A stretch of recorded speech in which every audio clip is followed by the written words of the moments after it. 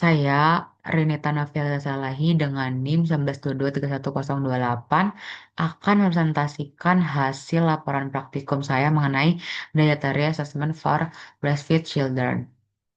Adapun yang pertama yaitu latar belakang di mana masa bayi merupakan periode penting bagi pertumbuhan dan perkembangan anak yang membutuhkan asupan gizi seimbang supaya dapat tumbuh dengan optimal. Untuk memastikan kecukupan gizi itu dapat digunakan pedoman Infant and Young Child Feeding atau IECF yang mencakup pemberian ASI eksklusif, MPASI bergizi seimbang, dan juga indikator seperti MDD, MMF, MMFF, serta MAD yang sesuai dengan standar WHO. Melalui praktikum ini, mahasiswa tuh dilatih untuk menerapkan prinsip IYCF melalui wawancara dan juga analisis 24-hour food recall untuk menilai pola makan anak serta memahami kelebihan dan keterbatasan metode IYCF dalam penilaian gizi. Adapun tujuan dari praktikum ini yaitu untuk mengidentifikasi pola konsumsi dan praktik pemberian makan anak berdasarkan hasil 24 hour food recall. Yang kedua yaitu menilai hasil penerapan praktik YCF yang berdasarkan indikator MDD, MMF dan juga MMFF. Dan ketiga yaitu mengetahui apakah praktik pemberian makan tuh sudah memenuhi kriteria MAD sesuai dengan pedoman ICF. Dan yang keempat yaitu untuk mengevaluasi kelebihan dan keterbatasan metode ICF dalam menilai pola konsumsi dan juga praktik pemberian makan pada anak. Kemudian untuk patologi, untuk yang pertama yaitu waktu dan tempat di mana dilakukan pada hari Selasa, 21 Oktober 2025 bertempat di rumah responden yang beralamat di Jalan Siritopo 1 nomor 3 Kota Surabaya. Kemudian untuk subjek dalam wawancara ini yaitu responden eh, ibu dari seorang bayi laki-laki yang berusia 15 tahun yang berperan sebagai informan utama. Adapun indikator penilaian digunakan dalam praktikum ini yang pertama yaitu MDD untuk mengukur tingkat keragaman jenis makanan dikonsumsi anak dalam 24 jam terakhir. Yang kemudian untuk yang kedua yaitu MFF yang dimana mengukur frekuensi minimal pemberian makan sesuai dengan usia dan juga status menyusui anak. Yang ketiga yaitu MMFF di mana menilai frekuensi pemberian susu baik ASI maupun susu formula, terutama pada anak yang masih dalam usia menerima susu. Dan yang terakhir yaitu MAD di mana indikator komposit yang menggabungkan MDD, MMF, dan MMFF untuk menilai apakah anak telah menerima pola makan yang memenuhi diet minimal baik dari segi kualitas maupun kuantitas asupan gizi.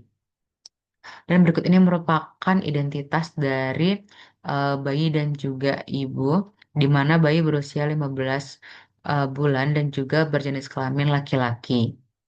Kemudian berikut ini merupakan hasil analisis dari MDD di mana keragaman pangan anak itu masih tergolong rendah karena hanya mengonsumsi 4 dari 8 kelompok pangan yang direkomendasikan. Dan berikut ini merupakan hasil analisis MMF di mana anak telah memenuhi frekuensi makan minimal sesuai kriteria WHO, di mana anak sudah makan makanan padat, semi padat, lunak 3 kali dalam 1 hari.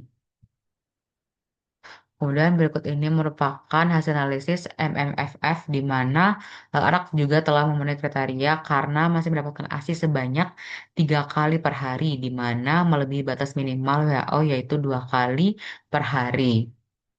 Kemudian berikut ini hasil analisis MAD di mana untuk MDD mendapatkan skor 0 karena belum memenuhi kriteria. Yang kedua yaitu MMF di mana mendapatkan skor 1 karena sudah memenuhi kriteria. Dan yang ketiga yaitu MMFF juga mendapatkan skor 1 karena sudah memenuhi. Secara keseluruhan hasil ini tuh menunjukkan bahwa pola makan anak telah memenuhi aspek frekuensi makan dan pemberian susu, tapi belum mencapai keberagaman pangan yang memadai. Kemudian untuk kelebihan dari metode YCF ini yaitu yang pertama untuk memberikan gambaran menyeluruh tentang pola makan anak melalui MDD, MMF, MMFF, dan juga MAD. Yang kedua itu untuk dapat diterapkan, mudah diterapkan dan juga efisien dan sesuai dengan survei lapangan. Adapun keterbatasan dari metode YCF ini sendiri yaitu yang pertama bergantung pada ingatan responden dan juga atau bisa disebut dengan recall bias. Kemudian untuk yang kedua, tidak menilai jumlah zat gizi secara kuantitatif. Yang ketiga yaitu belum mempertimbangkan faktor sosial, budaya dan juga ekonomi. Dan berikut ini merupakan kesimpulan dari praktikum ini di mana untuk anak MRASA itu telah memenuhi indikator MFF dan juga MMFF namun belum memenuhi MDD. Hal ini menunjukkan bahwa meskipun frekuensi makan dan berasi sudah sesuai standar WHO, variasi jenis makanan yang dikonsumsi masih terbatas, yaitu kurangnya asupan sayur, buah, dan sumber protein nabati yang dapat menyebabkan pola makan belum terpenuhi. Kemudian dengan demikian praktik pemberian makan anak tuh perlu ditingkatkan, terutama dari segi keragaman bahan pangan supaya kebutuhan gizi makro dan mikro dapat tercapai secara optimal.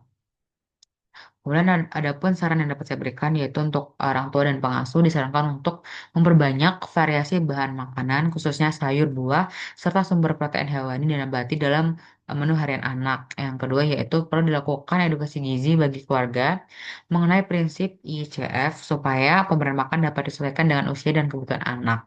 Yang ketiga yaitu untuk memperoleh hasil penilaian yang lebih akurat, metode YCF itu sebaiknya dikombinasikan dengan metode kuantitatif seperti food recall atau penimbangan makanan. Yang keempat yaitu mahasiswa itu disarankan untuk melakukan observasi langsung terhadap praktik pemberian makan supaya dapat mengurangi potensi kesalahan laporan dari responden. Berikut merupakan hasil presentasi saya. Sekian, terima kasih.